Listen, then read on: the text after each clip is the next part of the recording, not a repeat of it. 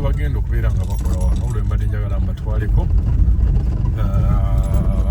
oluguudo lw'Ekinaawa ne luyita Mugongo, oluguudo olugenda kubeera nga lukolebwako.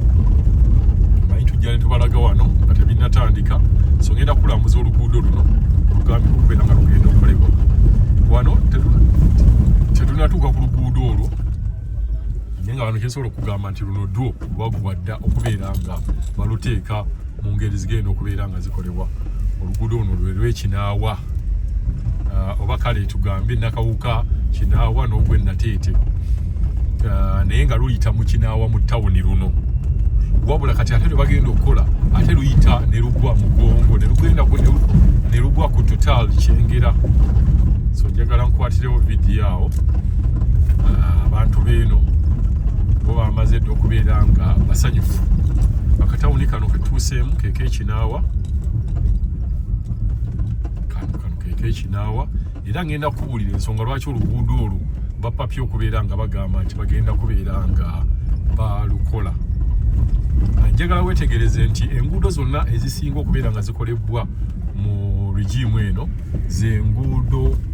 ezibeera nga ziyina we zigwa. Reason being nti baagala kubeera nga basalako jaamu abeera ali mu makubo ag'enjawulo. Akatawuliriza mukalaba ke kano wano ak'Ekinaawa kati bwe kafaanana. So luno lugenda kubeera nga lukolebwa nga bwe lugenda straight, wabula tugenda ku branchinga left tugende ku kubo eddala.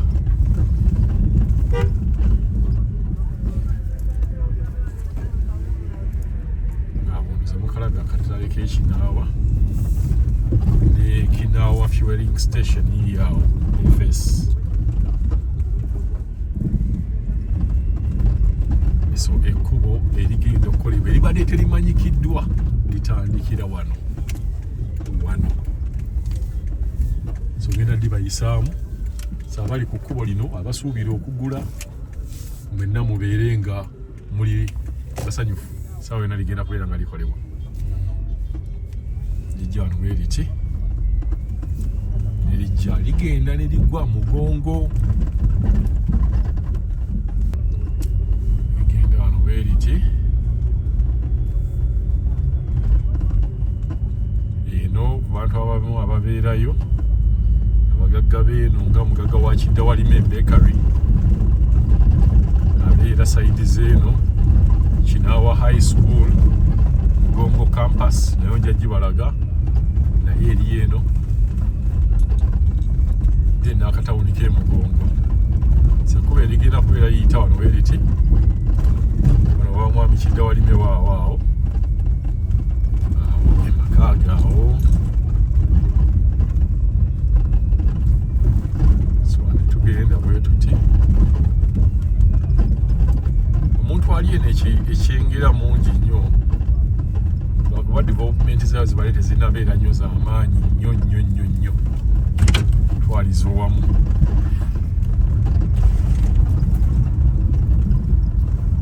Kinaawa High School Mugongo campus yeyaawo ino wano. Wano bagenda kubeera nga bafunyeemu oligenda kubeera nga liyita wano.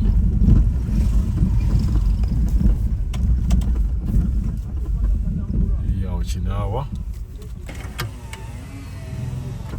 High bali awo bagizimba.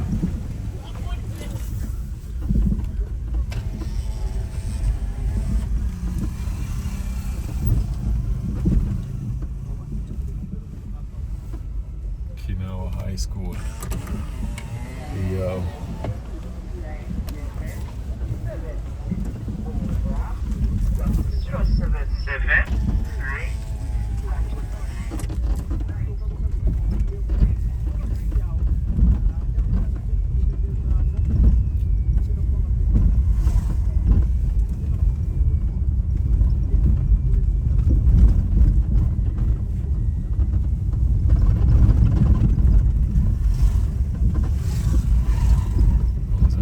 Okuzimba akalina nago bagatandiseeko eno sayidi eno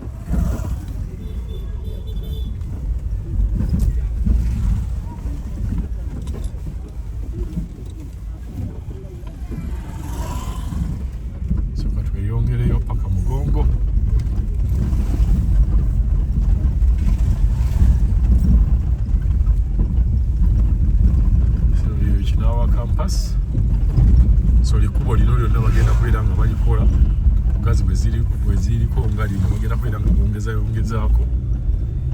lwakuba enjawulo ya wano baagala kubeera nga boogerezeganya n'abatuuze baseneza okusasula abantu teziriiwo mukkiriza nga babakolera omuntu bwe batokkiriza nga nogwo omukisa nawo guyita naye ngaekkubo lino ligenda kubeera nga likolebwa Mugongo eno waliyo amasomero mangi nnyo waliyo amasomero mangi ddala nno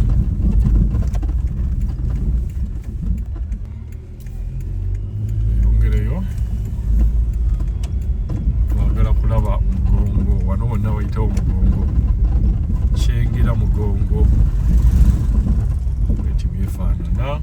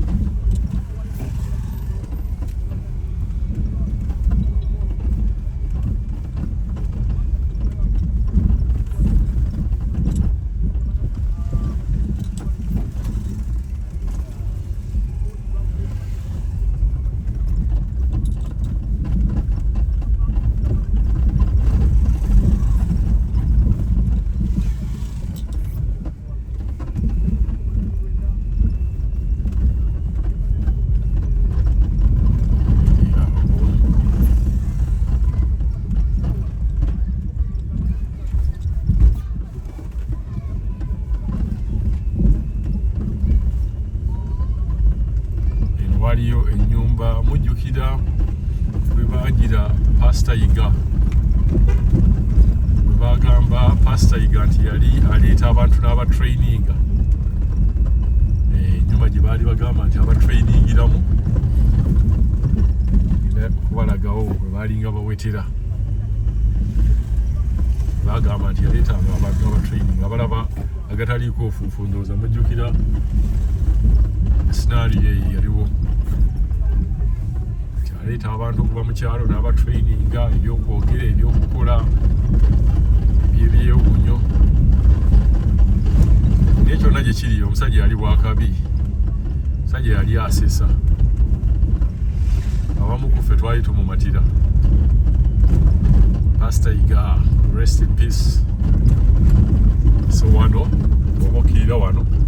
bwe watyo ennyumba eri awo wansi awo ogenzaawo awo Pastor Yiga bwe yalinga abatrainingira awo yiye eyo oli wansi eri awo weba gataliiko nfuufu y'ennyumba gye baalaga so tukyali mu Mugongo era nga lirinako lye bagenda okukola erigendera ddala paka ku Total oba nerigwa ku Masaka Road bwe watyo bwe bafaanana olaba abantu bangi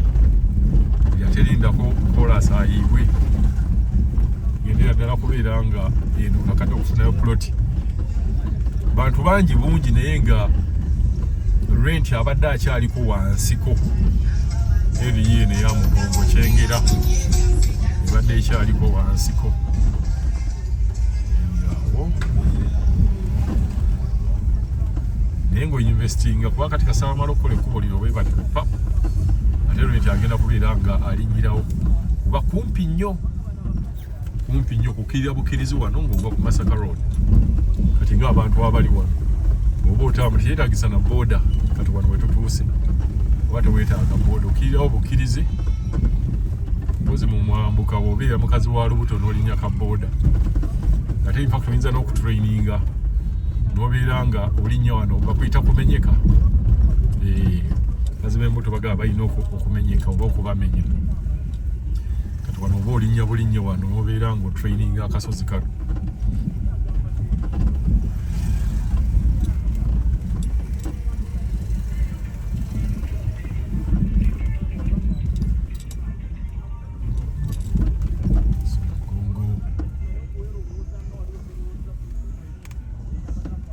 Haji bizigo eno yalina edduuka liri awo wansi abamita Haji Muzigo muganda wa Lord Mayor Lukwago Haji Muzigo yaze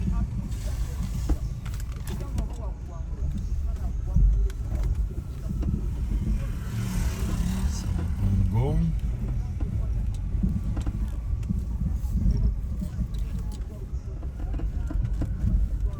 kasita otandika okulaba obumotoka obwo ng'omanya ki kasita obulaba alabo obwo obukoze accident omanya otandise okuyingira ku poliisi y'owantu asangula obumotoka obwa accident yawo so police station eri awo wansi era obumotoka babutereka awo mweyo parking ne kukuba kubo babuteekako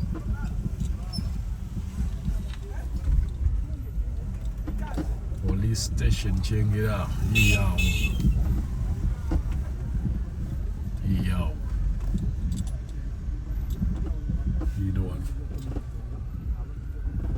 polisi yawo